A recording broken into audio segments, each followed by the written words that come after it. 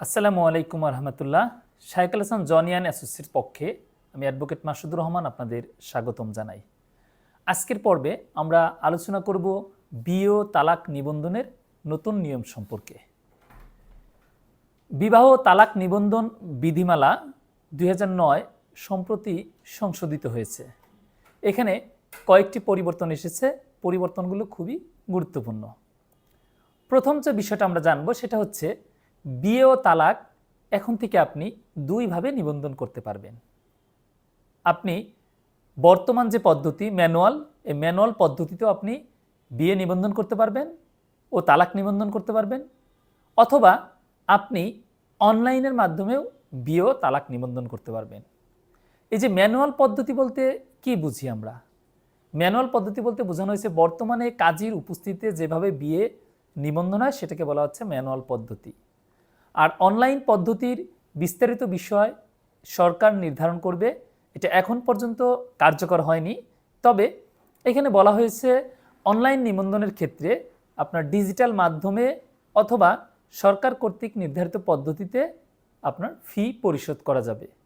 এছাড়াও বিবাহ নিবন্ধনের ক্ষেত্রে যে সকল ব্যক্তির স্বাক্ষর প্রয়োজন হয় সেই সকল ব্যক্তি সরকার কর্তৃক নির্ধারিত ডিজিটাল মাধ্যমে স্বাক্ষর প্রদান করতে পারবে, অথবা সশরীরে হাজির হয়ে স্বাক্ষর করতে পারবে, এবং নিরক্ষর ব্যক্তি যারা তারা টিপসই দিতে পারবে। বিয়ে নিবন্ধনের ক্ষেত্রে আরও একটি গুরুত্বপূর্ণ পরিবর্তন এসেছে, সেটা হচ্ছে বরের ক্ষেত্রে কতিপয় তথ্য সংযোজন করতে হবে। অর্থাৎ বর বিবাহিত কিনা, অবিবাহিত কিনা, বিপত্নিক কিনা, অথবা তালাকপ্রাপ্ত কিনা সেটা 21 নং ক্রমিকে উল্লেখ করতে হবে। আমরা প্রায়শই এরকম আপনাদের কাছ থেকে প্রশ্ন পাই যে আমি বিয়ে করেছি, বিয়ে করার পর জানতে পারলাম যে আমার স্বামীর আরেকটি স্ত্রী আছে, অথবা আমার স্বামী আগেও বিয়ে করেছিল, তো এখন আমি তার বিরুদ্ধে কি পদক্ষেপ নিতে পারবো? এই ধরনের প্রশ্ন আপনারা প্রায়শই করে থাকেন। আইনে এই ধরনের কোনো বিধিবিধান না থাকায়, অর্থাৎ স্বামী আগে বিয়ে করেছে বা স্বামী স্ত্রী আগে মারা গিয়েছে, এই ধরনের তথ্য কোথাও দেওয়ার প্রয়োজন ছিল না বিধায় স্বামীর বিরুদ্ধে কোনো ধরনের পদক্ষেপ নেওয়া যেত না। কিন্তু বর্তমানে এই বিধিমালা সংশোধন হয়, এখন থেকে প্রত্যেক পুরুষকে এই তথ্যগুলো দিতে হবে বিয়ের সময়। তো সুতরাং এখানে যে তথ্যগুলোর বিষয় আছে যে একজন পুরুষ যদি তার স্ত্রী বর্তমান থাকা অবস্থায় আরেকটি বিয়ে করে তাহলে তাকে অবশ্যই উল্লেখ করতে হবে যে তার স্ত্রী আছে, অর্থাৎ সে বিবাহিত। আর যদি তার স্ত্রী মারা গিয়ে থাকে তাহলে তাকে উল্লেখ করতে হবে যে সে বিপত্নিক। আর যদি তার বিয়ে করেছিল ডিভোর্স হয়ে থাকে তাহলে তাকে উল্লেখ করতে হবে সে তালাকপ্রাপ্ত। আর যদি এর কোনোটাই না হয় তাহলে তাকে উল্লেখ করতে হবে সে অবিবাহিত। এখন কোনো পুরুষ যদি নিজেকে অবিবাহিত উল্লেখ করে বিয়ে সম্পাদন করলো, পরবর্তীতে দেখা গেল যে তার স্ত্রী ছিল মারা গিয়েছে, অথবা তার আরেকটি স্ত্রী আছে এরকম ক্ষেত্রে, অথবা তার স্ত্রী ছিল সে ডিভোর্স দিয়েছে, এরকম ক্ষেত্রে মিথ্যা তথ্য প্রদানের জন্য স্বামীর বিরুদ্ধে পদক্ষেপ নেওয়া যাবে। আবার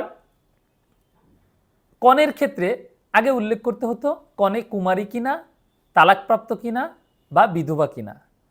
কুমারী শব্দটি এখন বাদ দেওয়া হয়েছে, কুমারী শব্দের পরিবর্তে এখানে অবিবাহিতা শব্দটি যুক্ত করা হয়েছে।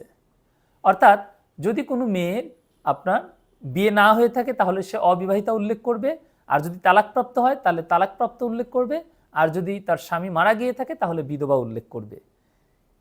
এই দুটো বিষয়ে যদি কেউ মিথ্যা তথ্য দেয়, স্বামী বা স্ত্রী যেই মিথ্যা তথ্য দিক, তার বিরুদ্ধে আপনি আইনি পদক্ষেপ নিতে পারবেন। এই বিধিমালাতে আরও কয়েকটি বিষয় পরিবর্তন এসেছে, তার উল্লেখযোগ্য একটা হচ্ছে সাক্ষীর ক্ষেত্রে। আগে বিয়ের সময় 2 জন সাক্ষী হলেই চলতো, বর্তমানে আরও একজন সাক্ষী যুক্ত করা হয়েছে, অর্থাৎ মোট 3 জন সাক্ষী প্রয়োজন হবে। এছাড়া বড় কনের পাসপোর্ট সাইজের ছবি প্রয়োজন হবে, যেটা আগে লাগতো না। এই পরিবর্তনগুলো বিবাহ তালাক নিবন্ধন বিধিমালা 2009 সংশোধন হয়ে 2025 সালে এই সংশোধনীগুলো করা হয়েছে, যেগুলো সবার জন্য খুবই ভালো পদক্ষেপ হবে। আজ এই পর্যন্তই, ভালো থাকবেন সবাই, আল্লাহ হাফেজ।